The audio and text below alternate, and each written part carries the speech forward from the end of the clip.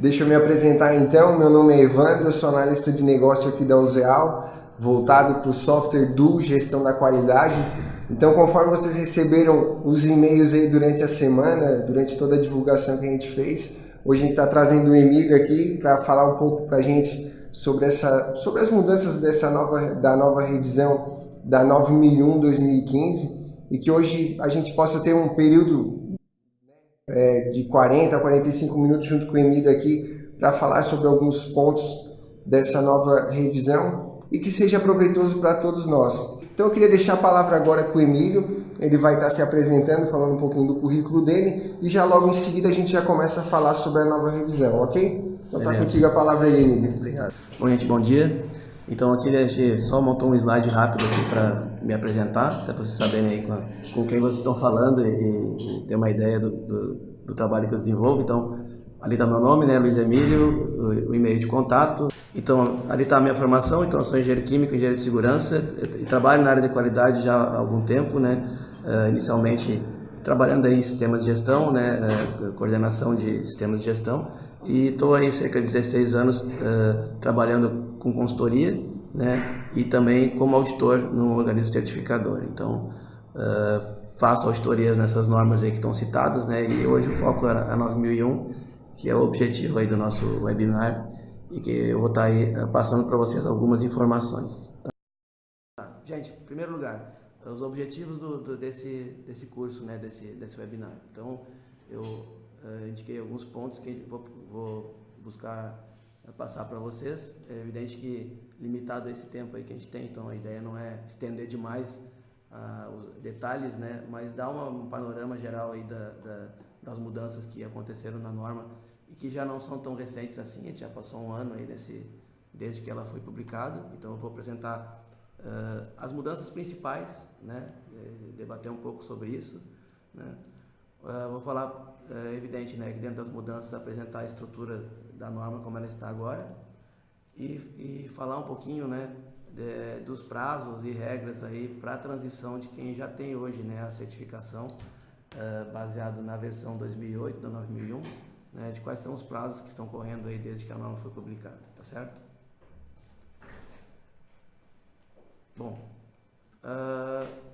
essa revisão da 2015, basicamente ela trouxe, né, alguns conceitos novos, né, um pouco de uma evolução, né, do sistema de gestão. Então a norma, na realidade, essa estrutura atual, né, que está na versão 2008, ela já vem desde 2000, né, nesse formato, porque a revisão de 2008 ela trouxe poucas alterações, basicamente notas explicativas, né, em relação a alguns conceitos. Então a gente já tem, né, uma norma que está há 15, 16 anos aí em vigor, e é natural que ela necessite, né, de uma revisão e traga alguns conceitos novos, né, de gestão, ou outros nem tão novos assim, mas que são práticas aí no mercado, e a norma procura alinhar isso aí, tá? Então essa revisão buscou trazer isso aí, e a gente pode dividir então as mudanças em dois grupos, né? O primeiro grupo de mudança, né, que a gente pode considerar é uma tendência aí das normas de gestão da ISO, que estarem estruturadas dentro do mesmo estilo, né, de capítulos, né, que a gente está chamando aí de estrutura de alto nível, né, onde hoje, além da 9001, a gente já tem a ISO 14001 e outras normas, né, da ISO de gestão, que a ideia de adotar essa estrutura única para todas elas, né, visa facilitar a integração, né, ou seja, era uma dificuldade que a gente percebia das empresas que queriam, né, adotar um sistema de gestão integrado, e tinha que conviver com normas que não tinham a mesma lógica, né? Então agora a ISO adotou essa estrutura que vai utilizar em todas as normas, e já utiliza em algumas que já foram publicadas, e outras estão em revisão e também em elaboração, que vão seguir essa estrutura, tá certo? E o segundo ponto em relação às mudanças, aí sim, foi modificar alguns requisitos específicos, né, de gestão da qualidade, que é justamente o que a gente vai falar na sequência. Então, essa estrutura de alto nível, né, como ela está montada. Então, a ISO hoje, a 9001, né, ela está melhor estruturada dentro daquele conceito do PDCA, né, ou seja, planejamento, execução, verificação e ação, certo? E a estrutura de alto nível, né, ela basicamente é uma estrutura de 10 capítulos, né, onde os 3 primeiros, né, que é o que está colocado na tela ali, são capítulos introdutórios. Então ele fala do escopo da norma, né, do que ela trata, traz no capítulo 2 algumas referências normativas, onde basicamente tem ali a ISO 9000, que é a norma de definições, né, e vocabulário, e o capítulo 3, que seria um capítulo, né, de termos e definições, ele nesse primeiro momento não traz nenhuma definição, porque todas as definições aplicáveis estão na 9000, né, na ISO 9000, que é a norma, que é como se fosse um grande dicionário de termos e princípios, né, relacionados à gestão da qualidade. E a partir daí eu tenho os capítulos, né, que vão ser, vão trazer os requisitos que a organização tem que implementar e que é onde as auditorias, né, e todo o trabalho que a gente tem aí na implementação, ele se concentra, né? Então, no capítulo 4 traz o contexto da organização. Eu vou passar aqui só a estrutura e depois a gente vai entrar em cada um dos capítulos, né, para explicar um pouco mais o conceito dele e os itens novos, né, que entraram agora com a revisão 2015. Então, primeiro é o que trata do contexto da organização, depois tem o capítulo da liderança, o capítulo 6 vai falar do planejamento do sistema de gestão da qualidade, o 7 vai falar da estrutura de apoio, o 8 vai tratar da operação do sistema de gestão, então aqui vão aparecer todos os processos, né, de operação, enfim, de controle, enfim, da organização.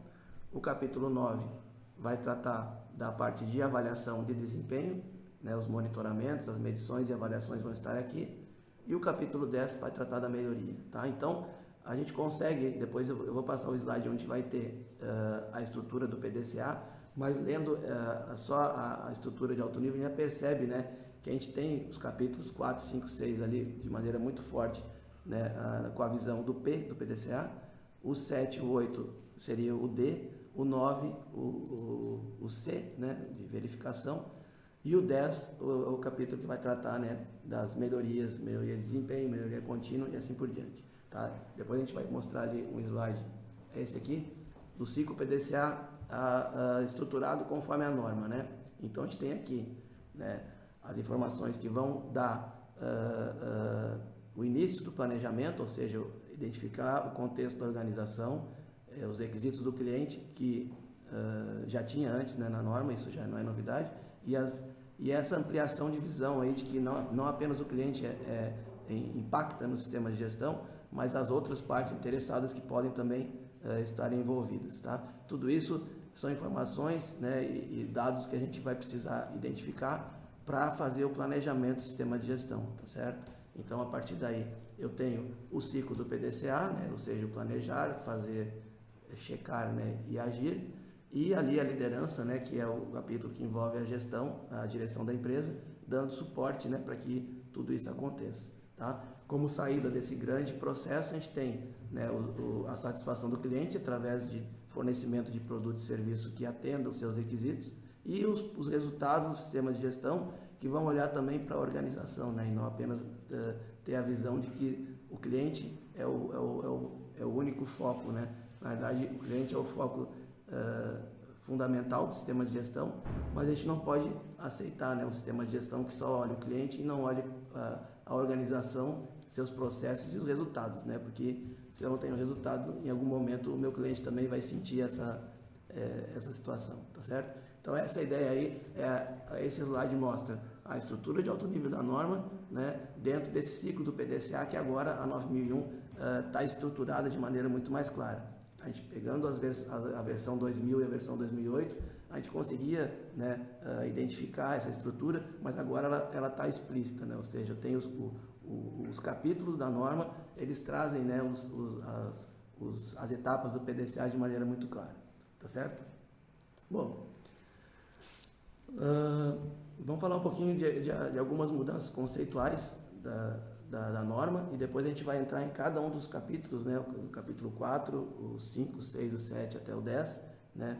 E que, trazendo daí os pontos que eu considero mais relevantes, assim, que é importante destacar nesse momento, tá? Então, esse é um detalhe que visa, né, dar ênfase que a norma não se refere só a produto, quando a gente considera algo tangível, né, mas que também é aplicável a serviços, né. Não considero que isso seja novidade, isso já era utilizado, a gente tem diversas empresas de prestação de serviço que são certificadas, né, mas a ideia aqui é que o texto da norma, né, deixe isso claro. Então, sempre que a norma anterior falava de produto, a norma agora fala de produto e serviço, né? Então isso a gente percebe no texto, né, da norma. Depois, a questão de documentação, isso é uma coisa que a gente percebe uma evolução, né, ou pelo menos uma tendência, né? Quem acompanha os processos da qualidade aí desde que a norma ISO 9001 foi publicada lá em 87, a gente percebe que no início havia essa grande necessidade de procedimento, de documento, né? Parecia que o objetivo final do sistema de gestão era ter procedimentos, né? Existia até uma regra que a gente costumava falar na época, que é tudo aquilo que a gente faz tem que estar escrito, e daí a gente tem que fazer aquilo que foi escrito, né? E isso vem mudando, né? A versão 2000, ela já trouxe, né, uma redução na quantidade de documentação. Basicamente, ela deixa de exigir procedimento para todos os requisitos e passa a exigir apenas o manual da qualidade e alguns procedimentos e registros obrigatórios. Hoje, agora a norma de 2015, ela não exige mais nenhum procedimento, né, como ela exigia anteriormente. E ela passa a tratar da documentação, e aí a gente fala de procedimento e registro como informação documentada, né, especifica alguns requisitos onde eu tenho que ter, né, o documento ou o registro, mas ele deixa mais livre, né, para a organização determinar onde isso é importante, tá certo? Não quer dizer, né, que eu tenha que eliminar esses documentos que eu já tenho, né, e também não quer dizer que agora a norma não utilize mais, né, não tenha mais a necessidade de usar padrão, ou seja, a padronização é um princípio da qualidade que a gente tem que considerar, não pode deixar de lado, certo? Mas agora a norma está dizendo o seguinte, defina, né, quais os documentos são relevantes, onde eu preciso ter procedimento, e a partir daí utiliza eles aí dentro daquela linha normal que a gente já está acostumado a ver, que é controlar, revisar e ter a informação disponível para quem precisa, tá certo? Mas isso é uma mudança que a gente percebe bastante claro. E tem o ponto das exclusões, né? Quem lembra da versão 2008, né, ela falava lá que eu poderia reivindicar uma exclusão de algum requisito do sistema de gestão, desde que estivesse concentrado lá no capítulo 7, né, que era o capítulo da realização do produto.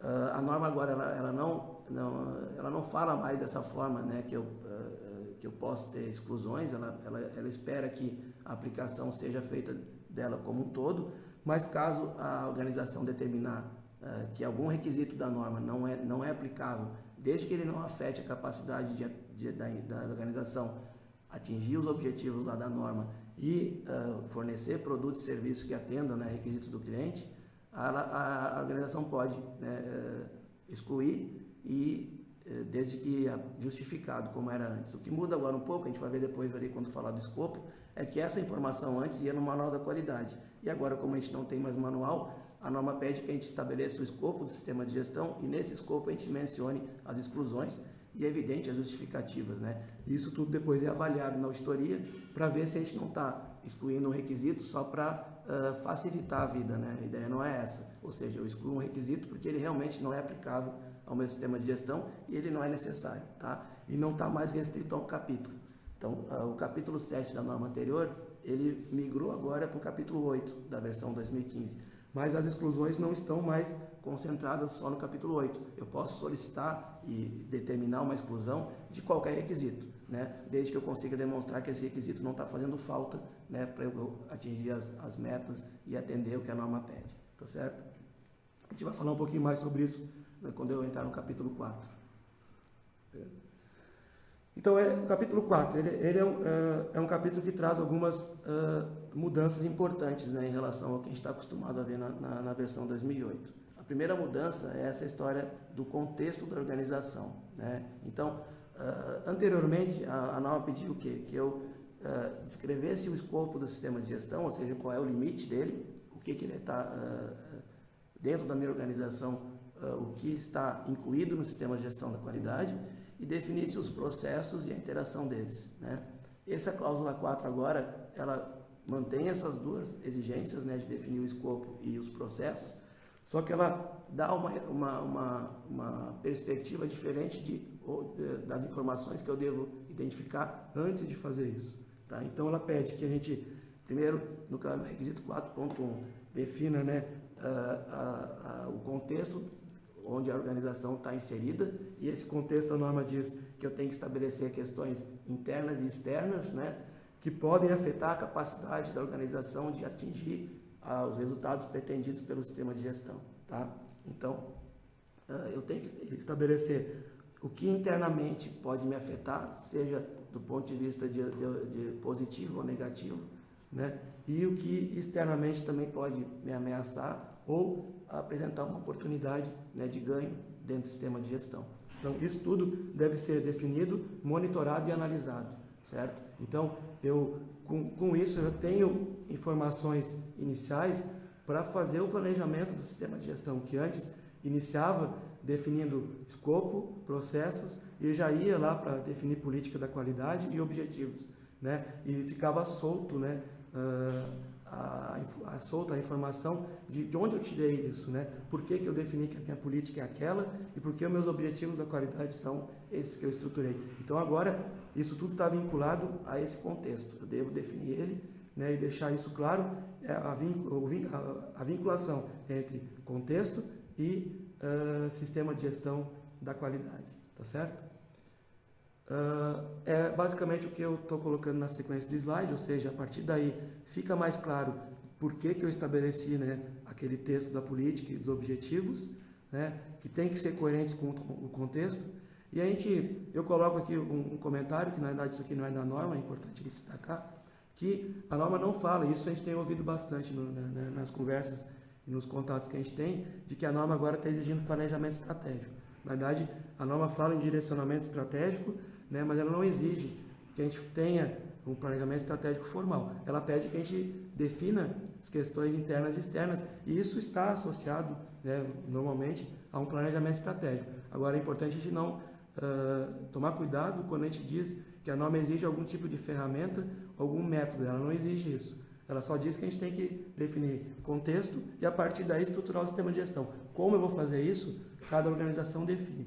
Uma abordagem que é adequada, que eu considero adequada, é essa abordagem do SWOT, né? Que é justamente, né, eu vou passar aqui esse slide aqui, depois eu retorno na frase que faltou lá, que é justamente estabelecer, né, o que eu tenho de pontos fortes e de pontos fracos. Isso aí está alinhado com o que a norma está dizendo ali de questão interna. Então isso é da minha organização, onde eu sou bom e onde eu não sou tão bom assim. Eu tenho que estabelecer isso no meu contexto.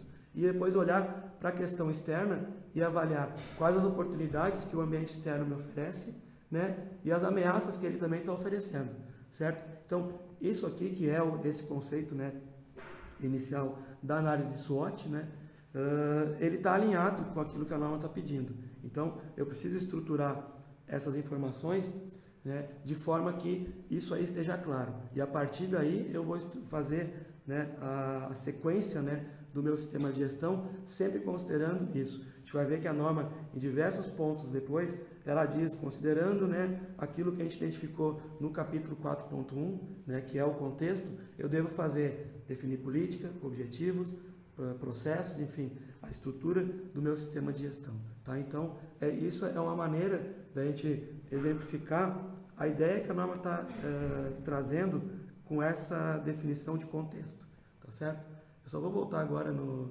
slide anterior, né? Só para falar do 4.2, opa, acho que eu passei, que também vai ser importante, né, na definição do contexto e do sistema de gestão, né? Que essa ampliação agora de visão que a norma traz, né, em relação a não mais olhar só necessidade do cliente, né, que continua sendo importante e fundamental para a estrutura, mas entender que, além do cliente, eu tenho outras partes interessadas, né, que podem ter requisitos ou influenciar o meu sistema de gestão. Então, a norma no item 4.2, ela pede que a gente identifique quais são essas partes interessadas. Evidente que o cliente vai estar ali, mas eu tenho fornecedores, eu tenho órgãos fiscalizadores, eu tenho os próprios acionistas da empresa, enfim, cada um deles tem requisitos e eu tenho que verificar se esses requisitos afetam, né, também a minha capacidade, né, de atender os requisitos do cliente e os requisitos legais e tudo mais. Eu devo identificar essas partes e monitorar, né, e analisar os seus requisitos de forma que eles, de alguma maneira, se eles impactam os meus processos, eu devo levar isso em consideração. Tá? Então, hoje, iniciando a norma, ela traz o capítulo 4.1, que é o contexto, e o 4.2 como um levantamento de informações que eu devo fazer para depois estruturar o sistema de gestão. Tá? Então, por isso que ela está lá no início, né, da norma. Tá?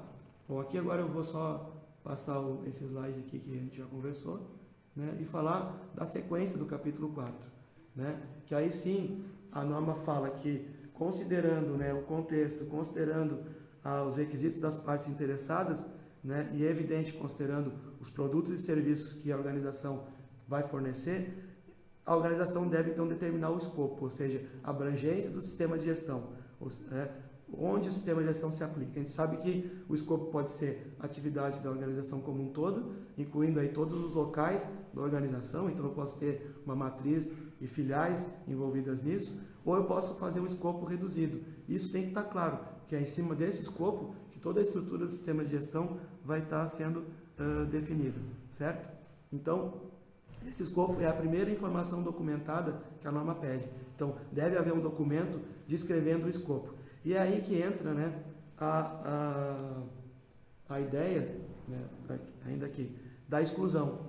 Ou seja, se na determinação do escopo, considerando aquele contexto e as partes interessadas, a organização identificar que tem algum requisito da norma que não é aplicável, é nesse documento chamado de escopo que eu tenho que descrever essa exclusão, né, justificar para que fique claro, né, que essa exclusão não está afetando a minha capacidade de fornecer produtos e serviços que atendam o cliente, certo? Então, isso é importante estar claro. E no escopo a norma ainda pede que estejam claros, né, os produtos e serviços que a organização fornece e que está coberto pelo sistema de gestão.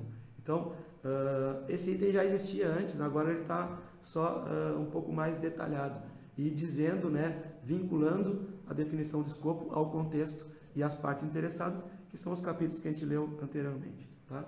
A partir daí, a norma pede que a gente adote, né, essa estrutura de processos, que vocês vão lembrar que não é novidade, só que agora a norma amplia um pouco. Né? Antes ela pedia só que a gente identificasse os processos e a interação entre eles, inclusive era uma informação que tinha que estar lá no manual da qualidade, e agora ela detalha um pouco mais o que eu devo considerar na estrutura dos processos, né?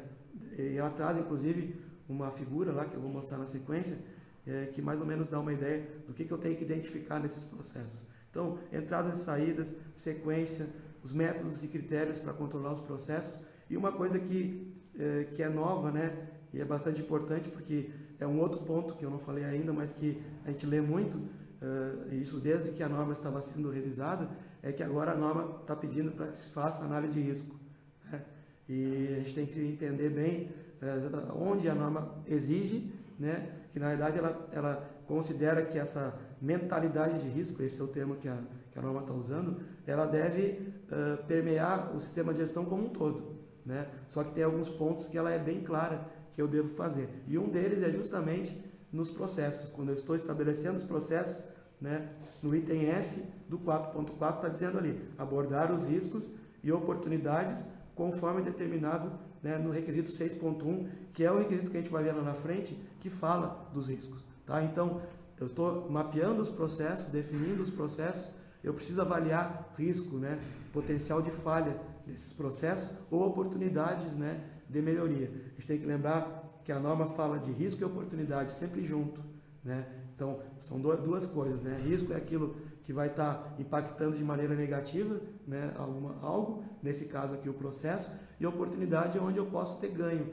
onde eu posso mudar o meu processo para que ele seja melhor, para que ele me traga um resultado melhor do que aquele que eu estou obtendo. Tá? Então, nesse momento, a norma está dizendo aqui, né, de maneira muito clara, que para determinar o sistema de gestão e seus processos, eu devo abordar risco e oportunidade. Tá certo?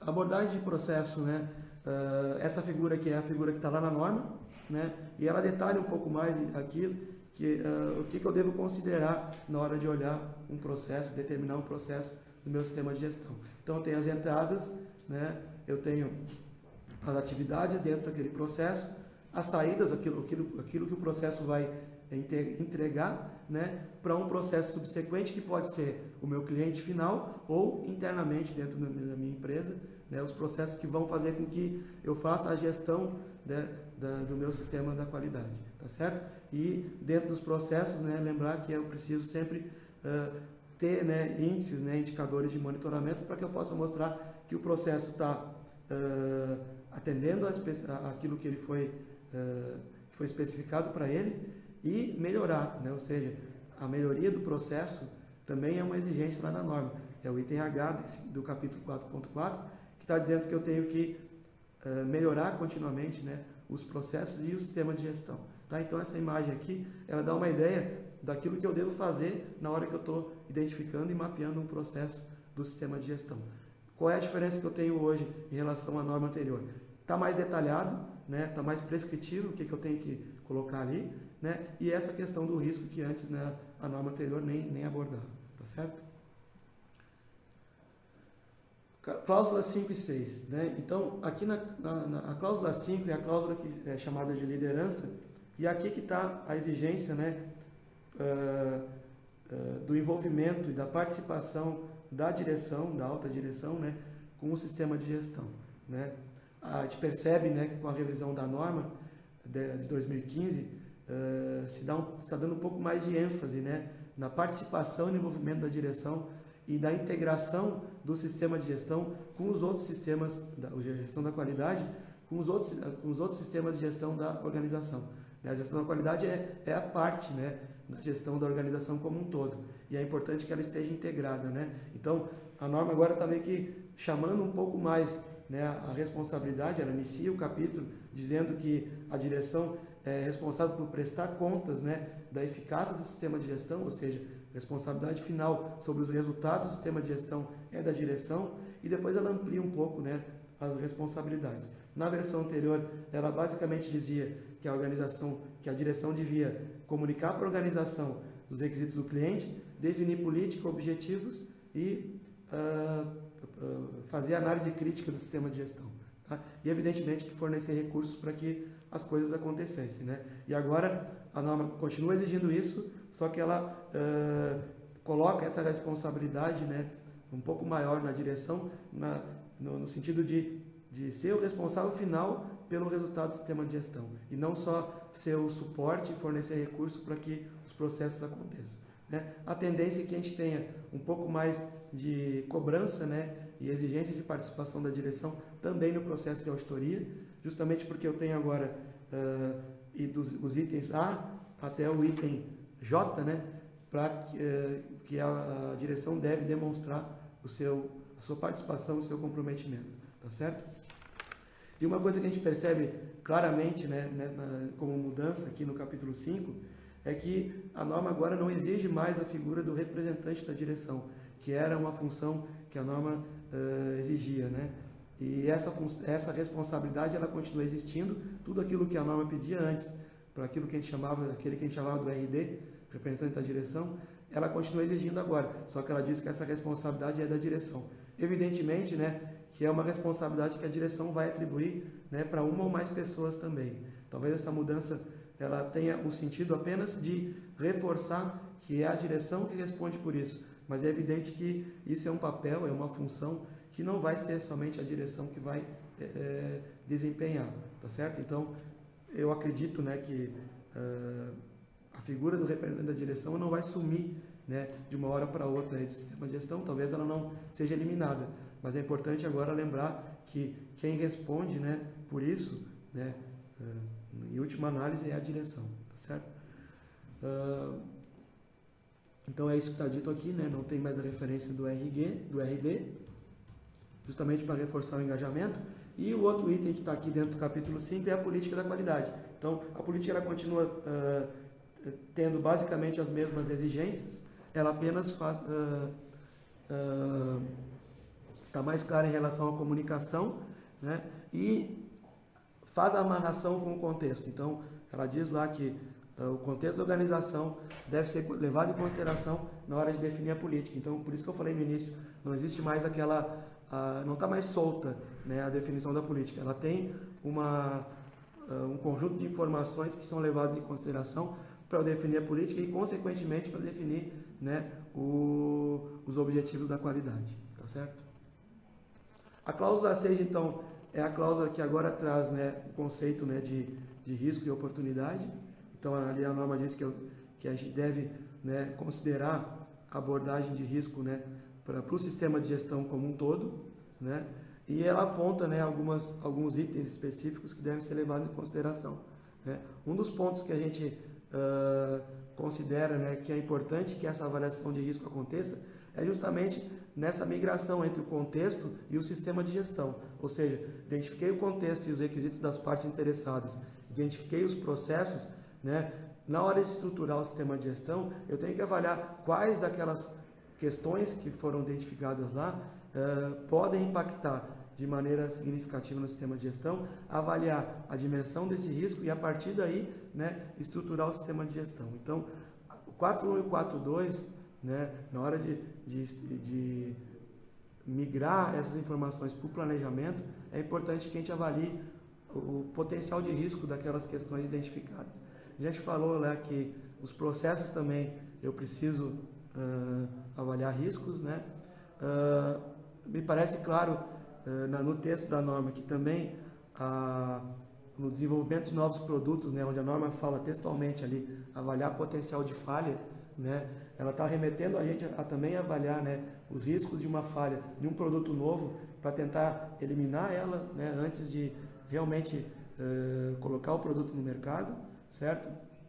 E lá no capítulo 9, né, quando a gente está avaliando o desempenho da organização, ali também pede, né, que a gente considere os riscos e principalmente a revisão dos riscos identificados a partir de situações que vão acontecendo. Por exemplo, se eu tive uma reclamação do cliente que gerou lá uma ação corretiva, eu devo aprender com isso e verificar se essa situação que agora aconteceu não deveria ter sido identificada lá no meu planejamento, né, que é onde justamente a norma está trazendo o conceito de risco e oportunidade, ou se aquela avaliação que eu fiz não subestimou, né, aquela situação e eu tenho que agora rever o risco, já que eu tive uma situação, né, real e que impactou o meu sistema de gestão, tá certo? Então ali no capítulo 9, a norma está dizendo que eu tenho que rever os riscos e as oportunidades a partir, né, das verificações e monitoramentos que eu estou fazendo no sistema de gestão, tá ok? Eu sei que esse item ele é um item que está gerando bastante dúvida, né? E é evidente que nesse tempo que a gente tem, e que é um tempo que passa relativamente rápido, eu não vou conseguir entrar em detalhes, né? Mas é um ponto bastante relevante, ou seja, só para a gente fechar esse capítulo, identificar claramente onde a norma está trazendo o termo risco e oportunidade, dentro do capítulo de planejamento. Então, é nesse planejamento, né, é o principal ponto onde eu devo fazer a avaliação de risco. E para fazer o planejamento, eu tenho que considerar contexto, né, partes interessadas e o escopo do sistema de gestão, tá certo? Então, essa é uma ação que a gente vai ter que fazer e demonstrar aí, né, no sistema de gestão. A seção 7, né, ela vai trazer a estrutura de apoio necessária, né, para o sistema de gestão, né, acontecer. Ela é um pouco do que a gente tinha antes no capítulo 6 da versão anterior, que trazia os recursos, né, mas ela amplia um pouquinho alguns conceitos e traz alguns requisitos que antes não estavam aqui, né. Então, o que está tratando ali o capítulo 7? Primeiro, a parte de recursos humanos está aqui, né, como já estava antes no capítulo 6, então, competência e conscientização, né, agora ela abriu em 2 requisitos, antes disso aí estava tudo dentro do requisito 6.2, mas não tem uma mudança muito significativa, né, em relação ao texto, né, ou seja, nesse ponto eu não considero aí que a norma traga, né, uma mudança relevante. Talvez um ponto aí que chama atenção, né, é que na versão 2008, né, quando a norma trazia a definição de competência, ela dizia que eu tinha que estabelecer competência considerando educação, treinamento, experiência e habilidades, né, e agora a norma não fala mais de habilidade, né, então isso é uma mudança importante. E o conceito de competência para a norma era educação, treinamento, habilidade e experiência. E agora a norma está falando que competência é educação, treinamento ou experiência, né? Então, ela está dando abertura, né? Antes, lendo o texto, era claro que eu tinha que estabelecer os 4 fatores, né? Educação, treinamento, experiência e habilidade. E agora eu posso definir competência com 1, 2 ou 3 das dimensões ali, e não com as 3. Tá? Então, apenas uma palavra que mudou, né? Saiu o E e entrou o OU. Mas eu acho que isso aí também permite a gente ter um pouco mais de flexibilidade no entendimento. E a habilidade, que aí definitivamente está fora, né, da exigência do capítulo, né, 7.2 agora. Tá certo? O capítulo de conscientização, ele só aborda, né, um pouco mais detalhadamente o que a norma já pedia, né? Depois eu tenho lá infraestrutura, ambiente de trabalho, que agora virou ambiente para a operação dos processos. A calibração de instrumento, ela passa a ser agora, né, os instrumentos de medição passam a ser um recurso, né, de apoio, não mais um requisito na operação, como era antes, né? Lembra que a calibração estava no capítulo 7 da norma e não no 6, né? Mas o entendimento do requisito não mudou, certo? O item de comunicação, né, ele está aqui no 7, antes ele estava lá no capítulo 5 da direção. A documentação do sistema de gestão passa a ser tratada agora como uma estrutura de apoio também, certo? A norma não fala mais de documento e registro, né? Ela, dentro do requisito 7.5, ela aborda o que a gente entende, né, ou entendia até então como documentos e registros, procedimentos, enfim, tudo aquilo que na essência não muda, né? Ou seja, eu tenho que, no caso de um procedimento, eu tenho que controlar como eu vou elaborar, aprovar, distribuir, realizar, né? E um registro é como eu mantenho ele preservado, arquivo, né, recupero e tudo mais.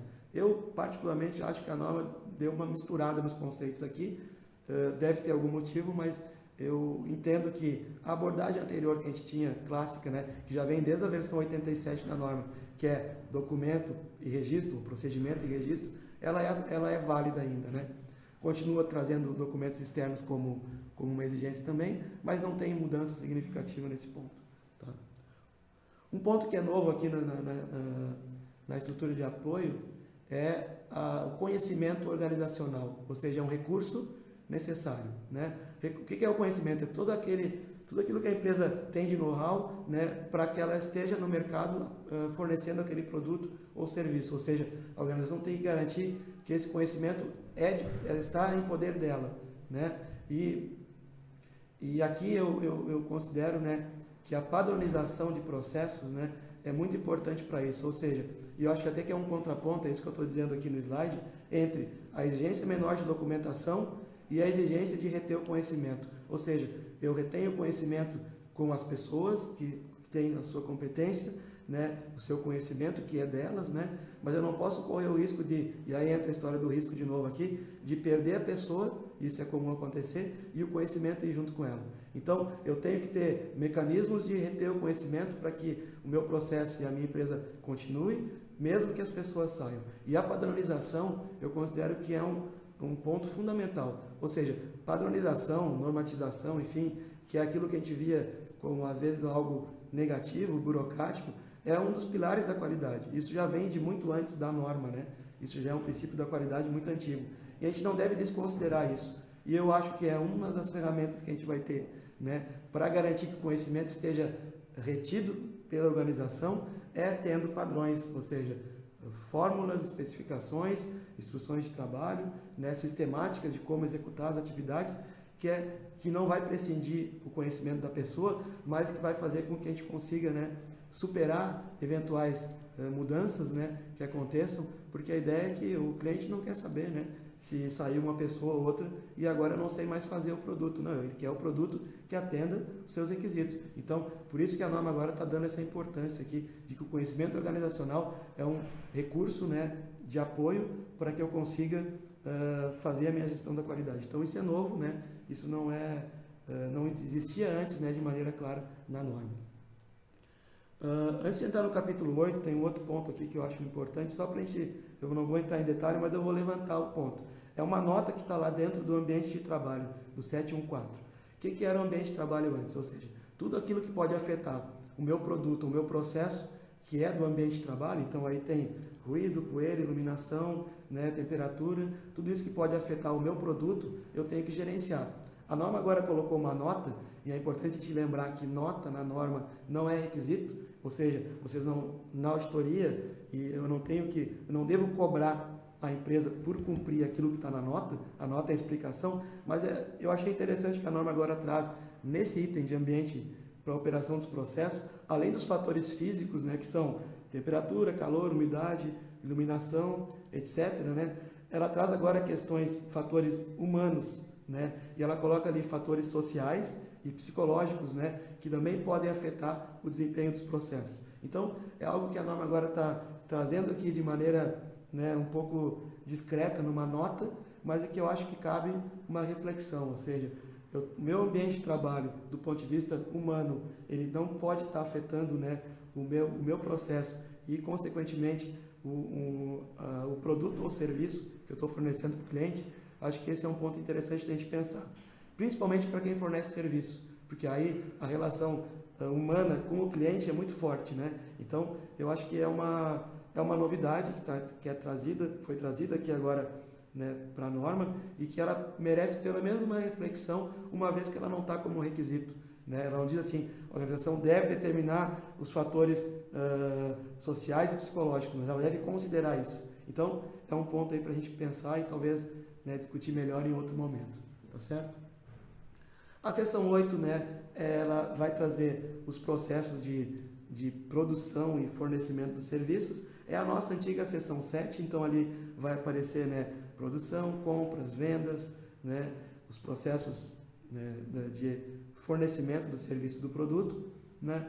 Teve algumas mudanças conceituais, né, ela agora aborda fornecedores de uma maneira um pouquinho diferente, mas eu não vejo que seja nada assim muito importante para a gente dar destaque, tá? Lembrando só que não é só nesse capítulo que a norma permite exclusão agora. Esse seria o capítulo 7, que era o que justamente a versão 2008, né, permitia exclusão, mas agora, além dessa, né, que é onde vai acabar concentrando a maior parte das exclusões, né, embora eu tenha agora calibração no capítulo 7, né, então a calibração é um requisito que em alguns processos, né, a gente percebe que as organizações excluem, né, porque se eu não tenho instrumento de medição, isso acontece muito em prestação de serviço, né, eu não preciso ter calibração, então é uma exclusão viável, né, e não está no capítulo 7. No restante, eu não vejo muita mudança.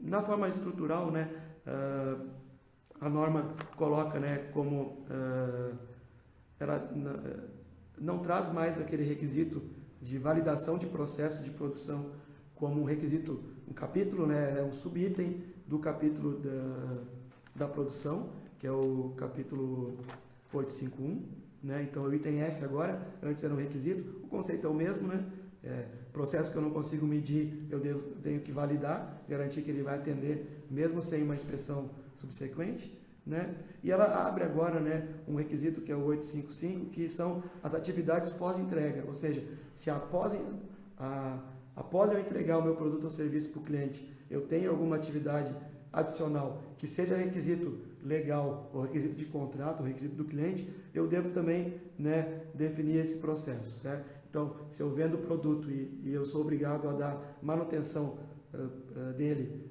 seja por contrato com o cliente, ou seja porque a legislação me exige, né, eu devo também definir quais são as atividades pós-entregas necessárias. Isso já tinha antes na norma, era um subitem lá do capítulo 8, do 7.5, né? Só que agora virou um requisito novo, né? É um capítulo novo dentro do 8.5, tá certo? Mas, e aí, claro, ele está um pouquinho mais detalhado, mas a princípio eu não vejo muita novidade aqui, tá certo?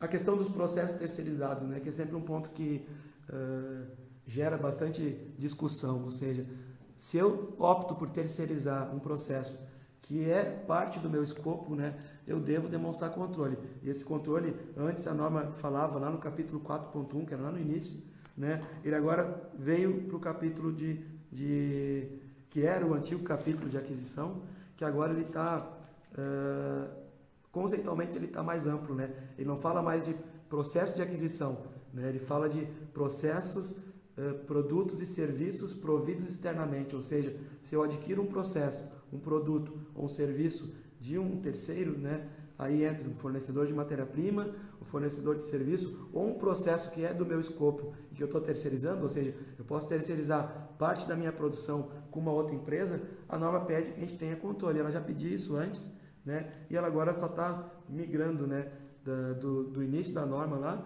para o capítulo 8.4, que é o capítulo que fala justamente, né, desse controle, tá certo? Então não é uma novidade tão clara, mas eu reforço, né, a importância da gente ter cuidado na hora de um processo terceirizado, ou seja, eu tenho lá, por exemplo, um escopo que é fundição e usinagem de peças metálicas, e eu, na minha organização, eu só tenho a infraestrutura para fazer a usinagem.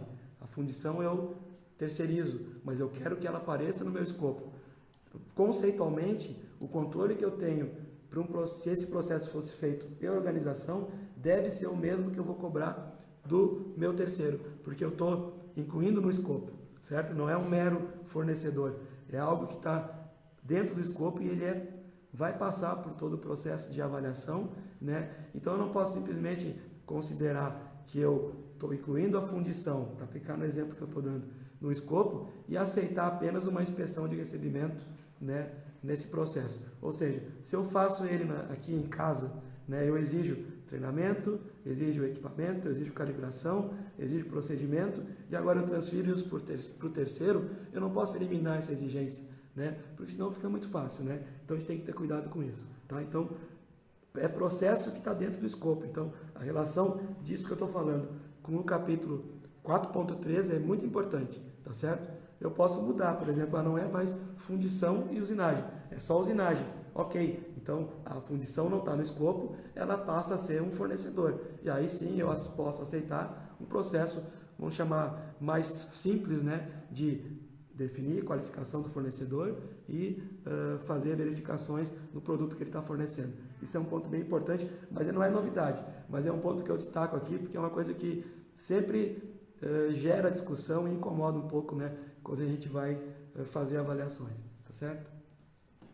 A seção 9 da norma, né, ela trata basicamente dos processos de monitoramento e medição, né? Então aqui a gente percebe, né, um alinhamento, né, da norma que antes trazia análise crítica da direção como uma etapa lá no capítulo 5, né, dentro do início da norma, ou seja, etapa de planejamento, e ela não era uma atividade de planejamento, é uma atividade de verificação. Então agora ela está no local correto. Então, além de monitorar o cliente, né, além de monitorar os processos, monitorar o sistema de gestão através da auditoria interna, eu tenho agora a análise crítica da direção dentro desse grande capítulo de avaliação de desempenho, tá? A estrutura do capítulo mudou, mas conceitualmente eu tenho basicamente as mesmas exigências, ou seja, eu devo definir métodos, né, para avaliar e medir, monitorar e medir os processos, né, ou seja, indicadores de desempenho e também verificações ao longo dos processos para verificar, para avaliar, né, e dizer que eles estão atendendo aquilo que foi planejado. Eu tenho que medir a satisfação do cliente, né, de alguma maneira, né, então eu defini o método, né, e de que maneira eu vou utilizar a informação. Isso continua né, colocado lá no item satisfação do cliente, certo? Análise de dados, né, que é o termo que a norma anterior usava, ela agora está dentro do capítulo análise e avaliação. Então aqui eu tenho o monitoramento do processo e análise de dados, ou seja, vamos olhar tudo aquilo que o meu sistema de gestão está gerando de informação, né, e fazer uma análise e ver onde eu posso fazer melhoria, onde eu tenho necessidade de fazer algum tipo de correção, né. Eu não falei isso, mas é importante lembrar, tomada de decisão baseada em evidência, né, continua sendo um princípio da qualidade, isso está aqui na norma, né. Então, eu uso as evidências que o meu sistema de gestão está apresentando para avaliar e tomar as ações. As ações são o quê? Ações de melhoria ou ações de correção, onde as coisas não deram certo, tá certo? Bom, auditoria interna a gente não tem, né, nenhuma questão adicional. A única coisa que a norma continua pedindo, né, é justamente para a gente considerar os riscos, né, na hora de planejar a avaliação, ou seja, processo onde eu identifiquei lá no meu planejamento que eu tenho riscos grandes, né, de ter falha, de ter problemas. A auditoria interna tem que identificar isso e olhar um pouco mais de detalhes desses processos, porque ali eu estou identificando que eu posso ter situações que podem comprometer o meu resultado ou comprometer o cliente, né? Então esse conceito de auditoria baseada em risco é um conceito já usado em auditoria, né? A norma a gente não vai ler no texto da norma, né, a palavra risco, mas quando ela fala que eu tenho que considerar a importância dos processos, ela está dizendo justamente, olha, os processos mais importantes são aqueles onde o resultado dele vai afetar diretamente, né, o meu cliente ou afetar diretamente os resultados que a organização espera dos seus processos. Então, a relação da análise de risco com a auditoria, ela é válida, certo? E a análise crítica da direção, ela continua tendo aquela estrutura, né, de entrada e saída, né, só que as entradas agora elas estão um pouco mais, foram turbinadas, né, ou seja, a questão do risco agora entra como um dos itens, né, de entrada, ou seja, eu analisei os riscos, né, defini as ações para fazer o gerenciamento deles. A direção deve, na análise crítica, avaliar se essas ações foram eficazes, né? Então, tudo aquilo que a gente fez, né, de ação para abordar os riscos e oportunidades, no fechamento aqui do PDCA, a direção tem que avaliar para ver se aquelas ações realmente foram eficazes, né, no sentido de minimizar os riscos existentes ou de potencializar, né, as oportunidades que foram vislumbradas lá no planejamento, tá certo? Então a gente continua tendo aquela mesma estrutura de entrada e saída, intervalo planejado, como já era antes, e o registro, né, ou informação documentada, como a norma está pedindo aqui, tá certo? Então com isso a gente fecha aqui, né, o capítulo 9, que é o capítulo de verificação e análise, né, do desempenho. E a seção 10 vai falar das melhorias, né? Então, a norma aqui agora, né, pelo que a gente está escrevendo, ela considera não só a melhoria como aquele conceito da melhoria contínua, que é pequenas melhorias, né, ao longo do tempo, mas também visa, né, avaliar também as grandes mudanças, né, inovações que podem, né, acontecer no meu sistema de gestão. É aqui dentro desse capítulo que vai aparecer, além do capítulo de melhoria contínua, né, o capítulo de não conformidade e ação corretiva. E aí entra um outro ponto que foi bastante debatido, né, na discussão lá, na revisão da norma, é que, bom, agora não temos mais ação preventiva, né? Eu acho que quando começou a se falar isso, né, deve ter muita gente que deve ter ficado contente, né, porque a ação preventiva estava lá esquecida, né, no final da norma, era o último item, né, e eu percebia claramente, né, tanto na atividade de consultoria como de auditoria, que era uma luta, né, para a gente ter ação preventiva. Então, por quê? Porque aí a opinião minha, né, a posição que o requisito estava, ele permitia que se desse pouca importância para ele, né, e ele acabava realmente sendo algo que não era aplicado da maneira como deveria. Então agora não tem mais o requisito, não aparece mais ação preventiva, né? Mas a gente tem que lembrar o seguinte, que quando a gente está tomando ações, né, para abordar risco, né, ou seja, se eu tenho um risco de algo acontecer, ou seja, uma não conformidade potencial, e eu tomo uma ação para minimizar ou eliminar esse risco, eu estou fazendo ação preventiva. Né? Não mais naquela estrutura que antes pedia para analisar a causa, né? Fazer plano de ação, enfim, mas eu considero que a ação preventiva ela agora está com um status mais alto dentro do sistema de gestão. Ela sai do final da norma e ela vai lá para o capítulo de planejamento, né? Onde eu devo, na abordagem de riscos, né? Tomar as ações. E mesmo saindo do capítulo 10, tem uma palavra lá dentro do capítulo 10 que diz assim, ó, determinar se não conformidades similares existem ou se poderiam potencialmente ocorrer. Então essa palavra também permite a gente entender que a ação preventiva ela caiu, né, saiu da norma, mas ela continua ali, o conceito da ação preventiva continua existindo. Então, talvez facilite a implementação, mas a gente não pode dizer que o conceito está totalmente eliminado da norma, certo? Então é um ponto que eu acho importante. Bom, essa tabela é uma tabela que a gente extraiu da própria norma, né? Então tem um ponto só que eu acho importante, né, destacar aqui. Dos outros eu já falei, basicamente não tem nenhuma novidade, mas ainda sobre a informação documentada, até como uma chave aqui, uma dica para vocês entenderem, né, onde a norma anteriormente falava de procedimento documentado ou documento e onde a norma antes falava de registro, né, hoje ela fala de informação documentada, mas existe o verbo, né, que ela usa para tratar o que seria, né, os documentos e procedimentos e o antigo manual da qualidade, né, ela fala que a organização deve manter informação documentada. Então, quando ela fala isso, vamos considerar que ela está pedindo um documento, né, por exemplo, o escopo. Né, o escopo é um documento do sistema de gestão, né, que a organização deve manter. Então, eu tenho que ter um documento chamado escopo, onde as informações que a norma pede estejam lá, certo? E quando ela pede um registro, né, o nosso antigo registro, como é que ela fala? Ela diz que a organização deve reter informação documentada. Então, pegando um exemplo, análise crítica da direção, a nossa famosa ata de reunião, né, de análise crítica, que é uma maneira de demonstrar que a análise crítica aconteceu, a norma diz, a organização deve reter informação documentada. Então, quando ela fala em reter, ela diz que eu tenho que garantir preservação, organização dessa informação para que eu possa recuperar ela, quanto tempo ela vai ficar armazenada, que é o conceito do registro da qualidade que a norma sempre trouxe, né? E agora ela mudou, enfim. Então, para a gente entender a relação da versão 2008 e, na realidade, das outras versões todas para a versão 2015, lembrem disso, né? Manter informação documentada ou reter informação documentada. Isso aí vai dar a chave para a gente lembrar, né, que quando ela fala manter, ela está falando do nosso antigo controle de documentos, né, e quando ela fala em reter, ela está falando do nosso antigo controle de registros, ok?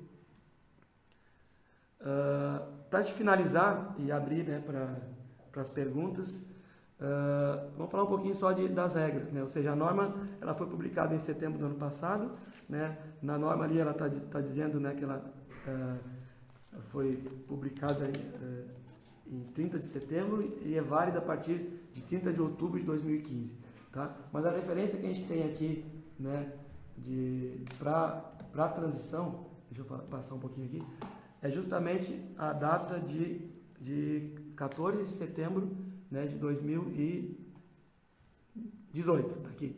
Eu estava tentando achar no slide, tá? Então essa é a data de referência que a gente tem que considerar para fazer a transição. Então as organizações e isso é uma diretriz do IAF, que o Inmetro aqui, né, através do CEGECRE, né, que é quem coordena todo esse processo de certificação aqui no Brasil, ele está adotando, ou seja, é uma determinação internacional que é adotada aqui pelo Inmetro. O Inmetro faz parte do IAF. Então, eu vou ter 3 anos, a partir do dia 14 de setembro, né, para migrar o sistema de gestão da versão 2008 para a versão 2015. Tá? Então, eu posso fazer isso até o dia, né, 14 de setembro. É evidente que de 2018, né, considerando que a referência é 2015. É evidente que as empresas não vão fazer isso, né, porque eu teria um certificado válido por um dia. Isso não tem sentido. Mas eu posso, né, fazer isso até próximo dessa data. Os certificados que vão ser emitidos, né, durante esse período de transição, eles vão ter a validade até 14 de setembro de 2018. Ou seja, se eu tiver hoje certificando uma empresa, né? O contrato normal de certificação é de 3 anos, então o certificado vale 3 anos, então ele valeria, né, até outubro de 2019. Tá? Só que o certificado vai ser emitido até 14 de setembro de 2018 e depois, quando a empresa chamar a certificadora para fazer a auditoria na versão 2015, o certificado vai ter a sua validade recalculada para fechar os 3 anos. Tá? Então, a gente vai estar convivendo ainda, né? Hoje, muito pouco ainda, a versão 2015 não é uma certificação que está acontecendo, a gente de maneira muito forte, justamente porque as empresas estão usando esse prazo. E eu acho que é importante, né? Até para que os conceitos estejam mais maduros, né? Tanto para as empresas, para os consultores, para os auditores, né? Enfim, a gente sabe que tem muita coisa que é interpretação, então isso ainda está sendo consolidado e vai ainda ser consolidado ao longo do tempo. Então, mas o importante é destacar que, olha, eu tenho tempo, mas eu não tenho que ficar esperando, né? Ou seja, eu vou ter dificuldade se eu esperar lá em janeiro de 2018, né? Eu vou começar a pensar em estruturar o meu sistema de gestão. Vai ser difícil. Então, é importante, né, começar a entender o que a norma está pedindo e fazer com que isso seja implementado de forma gradual, para que a gente não tenha dificuldade depois na certificação. Então, a minha sugestão é comecem a fazer, né? Entendam o que está pedindo e se achar que é conveniente chamar a certificação, chamem ela em qualquer momento, né?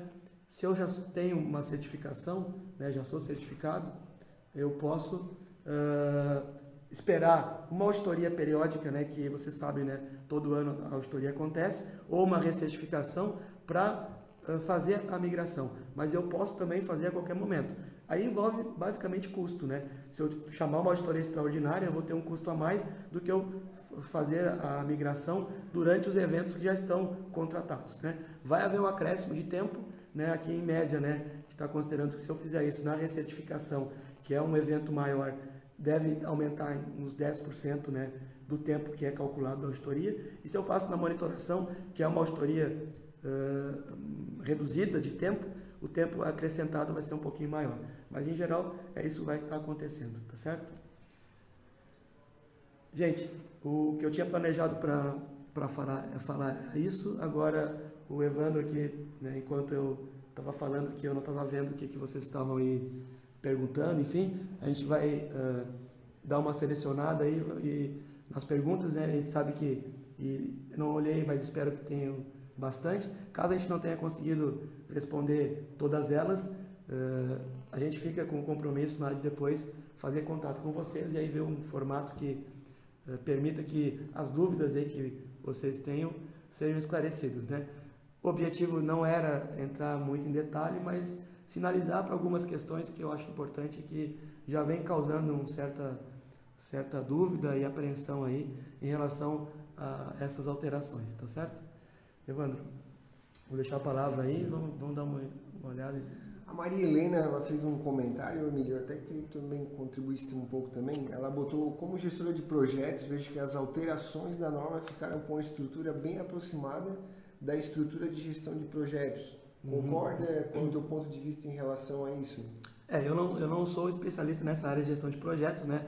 Mas, assim, a ideia geral da estrutura da norma é permitir, né, que eu tenha sistemas de gestão, e gestão de projetos é um sistema de gestão, que possa ser integrado com outros, né? Então, eu tenho, por exemplo, uma norma que é gestão da segurança da informação, né? Essa norma foi, na realidade, a primeira norma que já saiu dentro da estrutura de alto nível da ISO. Então, eu posso, por exemplo, vamos pegar até o caso aqui da Usial, que é nosso parceiro aqui no webinar, que trabalha, né, com sistemas de informação. Se ela utilizar a norma ISO de gestão da segurança da informação e quiser implementar um sistema de gestão da qualidade também baseado na 9001, hoje vai estar mais fácil. Por quê? Porque a estrutura das duas normas é a mesma. Isso vale o raciocínio para a gestão ambiental, para a norma de gestão de saúde e segurança que está saindo aí, que não tinha até então a norma ISO, né? E está saindo a ISO 45000. Enfim, ela fica mais fácil de estruturar sistemas de gestão diferentes. E eu acho que na linha da pergunta que a Maria Helena fez, né, eu acredito que também realmente, sem conhecer detalhes num sistema de gestão de projeto, a norma deve estar mais alinhada justamente porque ela tem uma estrutura mais lógica agora. Não só ela, como as outras, né? Legal. Obrigado, viu, Maria Helena, pela tua participação. Teve outro questionamento também do Henrique Pereira aqui, que ele colocou quando estava falando sobre a terceirização no item 8.4. Ele perguntou como fica a auditoria do órgão certificador para esses casos de terceirização, Emílio. Qual é a tua opinião ou posição em relação a isso? Então, o que a gente vai olhar na auditoria é como a empresa determinou os controles para garantir que esse processo terceirizado está adequado, né? Então, não é o caso de ir até esse processo. Mas ter evidência suficiente para... basicamente avaliar o que a norma está pedindo, ou seja, eu optei por terceirizar um processo que está dentro do meu escopo, eu devo ter controle. O que eu destaco ali, quando eu falei dessa questão, é uma coisa que não é só agora da norma 2015, isso é algo que já vinha da versão anterior, né? É a forma, às vezes até simplória, né? Que algumas organizações determinam esses controles para algo que está também sendo certificado, né? Porque na medida que eu trago para o meu escopo, eu estou dizendo que aquele processo faz parte da certificação, tá? Então, assim, nesses casos de terceirização, o que a gente vai olhar é como a empresa determinou os controles e como é que ela está aplicando isso e se isso aí é consistente para garantir que o fornecimento de produtos e serviços não está sendo comprometido porque eu estou utilizando agora um terceiro. Então, é a organização que tem que demonstrar que tem controle disso, né? E na auditoria a gente vai avaliar isso. Ok. Valeu também pela participação, viu, Henrique?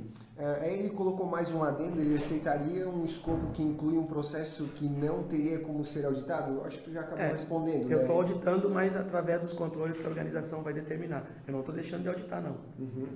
Show de bola. Nós temos mais uma pergunta aqui, que é a Graziela. Gostaria também mais uma vez de agradecer pela participação, Graziela. Quanto à análise de risco dos processos, temos exemplos de ferramentas no mercado? Temos vários, uma que colocou até foi a matriz SWOT, né? Isso. Pode ser GUT também, gravidade, urgência e tendência. Eu acredito que tenham outras também, né? Temos outras ferramentas, né? Tem até o Henrique, né? Ele cita ali do FEMEA também. O FEMEA é uma ferramenta de análise de risco. Então, a gente tem lá a FEMEA de produto e FEMEA de processo, né? E vamos lembrar que a norma está pedindo justamente para eu avaliar risco de processo e fala no desenvolvimento de produto para avaliar potencial de falha. Isso aí está perfeitamente alinhado com o conceito do FEMEA, que é muito usado, por exemplo, nas certificações de sistemas de gestão de indústria automotiva e que é uma ferramenta, já respondendo à pergunta da Graziela, que pode ser usada. E é importante a gente citar, né, porque a própria norma, a 9001, ela faz referência, né, que existe uma norma de gestão de risco, que é a ISO 31000, que ela pode ser utilizada também, né? Ela traz um sistema de gestão de risco, né? Então, inclusive, pedindo lá que sejam determinadas políticas, né? Ou seja, ela tem uma estrutura um pouco mais complexa, mas ela pode ser usada. Tanto é que ela é citada e quando a revisão estava em curso, se falava muito, né, que a ISO 9001 agora ia exigir a ISO 31000, que era a norma ISO de gestão de risco. Ela não obriga, mas é um outro método, né? Sim, existem outros, né? Tem que avaliar qual é o mais adequado para a organização e que o método sirva realmente para que a gestão da qualidade seja feita da melhor forma possível. O Emílio, tu como auditor, o Henrique mais uma vez aqui colocou mais um questionamento. No seu ponto de vista, o auditor deve conversar mais com a alta direção?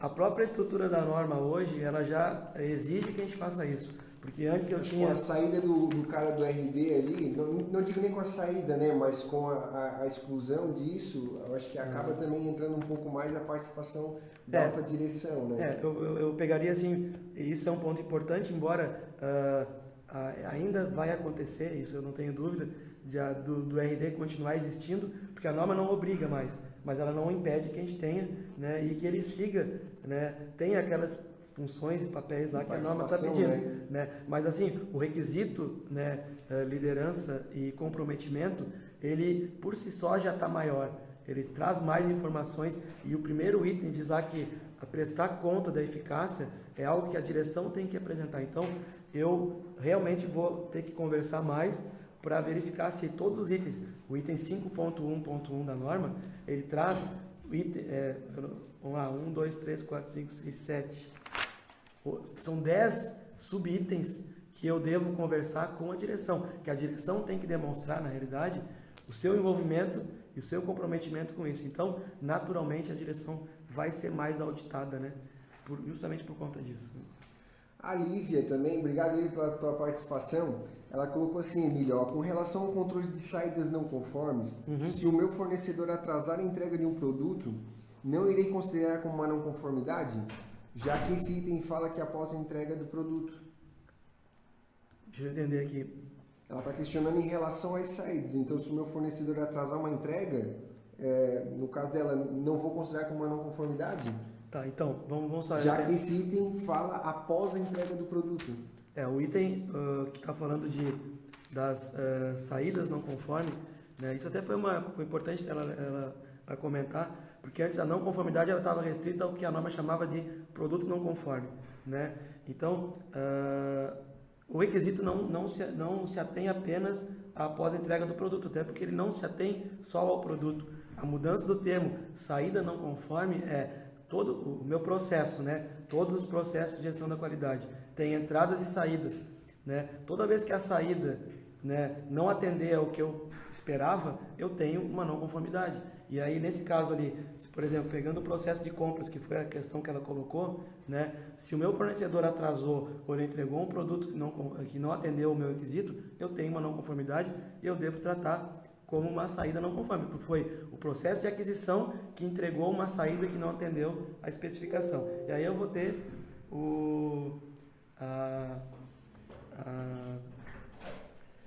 a necessidade de tratar isso como uma não conformidade, sim, certo? Legal, então, obrigado, viu, Lívia, pela tua participação. Ainda lá no item ponto 4, o Henrique ainda comentou assim, então, em tese, falando sobre a terceirização, em tese, então, ela poderia não ter nada produtivo, terceirizou tudo e mesmo assim seria certificada? Vamos responder em tese também, sim, né? Mas a gente teria aí, na avaliação, né, verificar se isso realmente não está afetando, né? E às vezes, o que acontece? Desses casos, né, mais extremos, vamos considerar assim, o mais correto é mudar o escopo, né? Ou seja, eu não produzo nada, eu não tenho os processos produtivos, por exemplo, eu tenho que avaliar por que a empresa está colocando no escopo a produção e não colocando que eu sou basicamente eu faço a venda daquele produto, a comercialização e não a produção. A gente tem que entender, na verdade, assim, vou te responder em tese. Em tese, a gente poderia aceitar, mas tem que verificar com muito cuidado para justamente garantir que o processo terceirizado, né, ele está controlado, né? E a questão que tu coloca aqui é justamente o argumento que eu uso, né?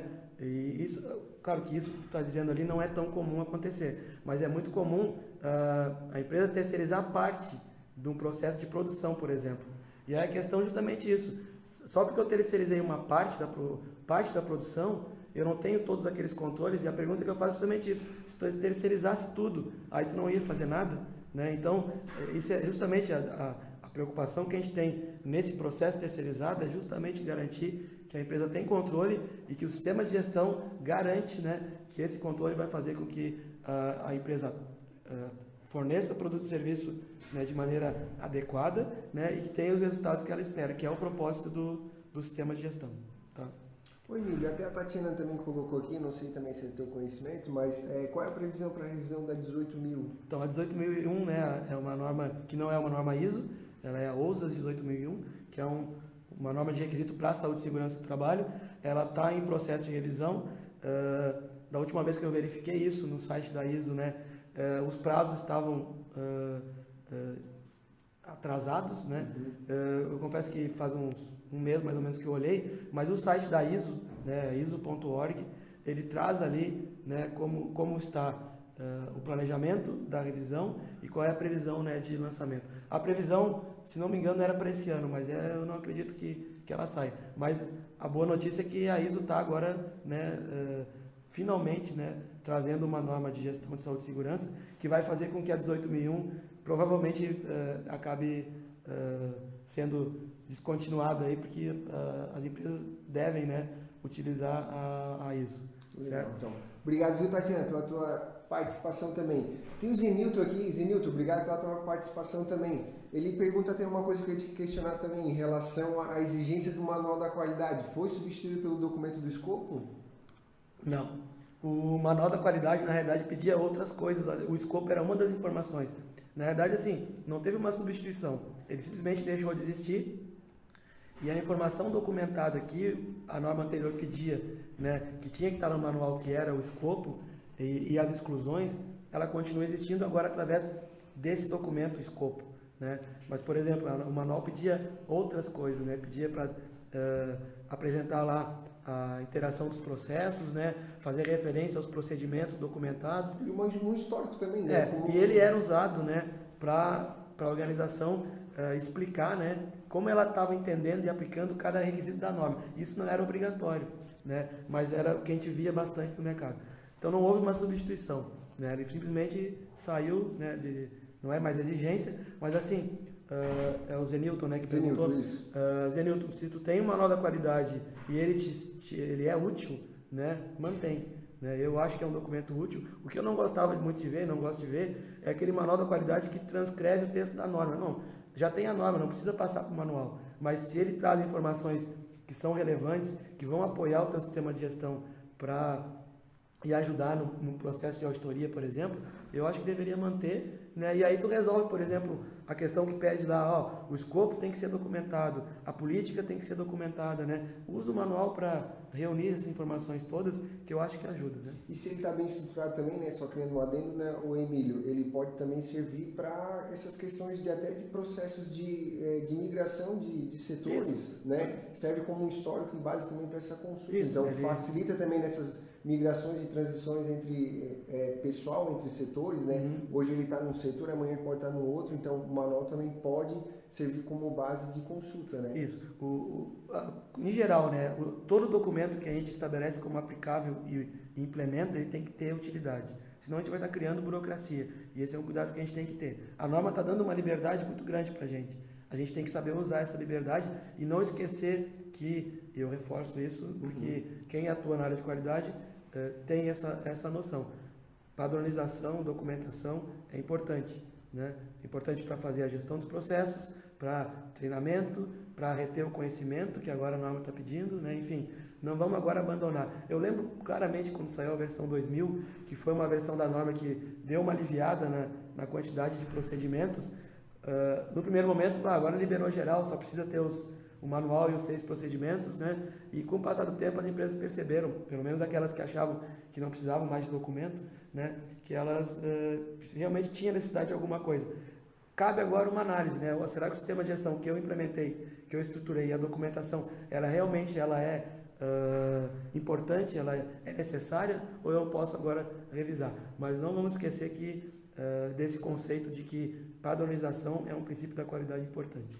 Legal. O Cleiton também tem uma pergunta, o Emílio, para a gente finalizar também, e as próximas perguntas a gente se compromete a numa segunda oportunidade de estar disponibilizando elas. O Cleiton perguntou no seguinte, na questão da informação documentada, no que diz respeito a manter o que seria procedimentos, instruções, esses documentos necessariamente deveriam ser assinados? Aí ele complementa abaixo, né?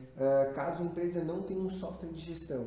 Essa pergunta que acabou de chegar, exatamente. Então, vamos lá. Na questão informação documentada, sempre que ela fala manter informação documentada, é o que a gente conhece, né, e está acostumado a tratar de procedimento, instruções, especificações, né, exatamente isso. O próprio manual da qualidade é uma informação documentada que eu tenho que manter.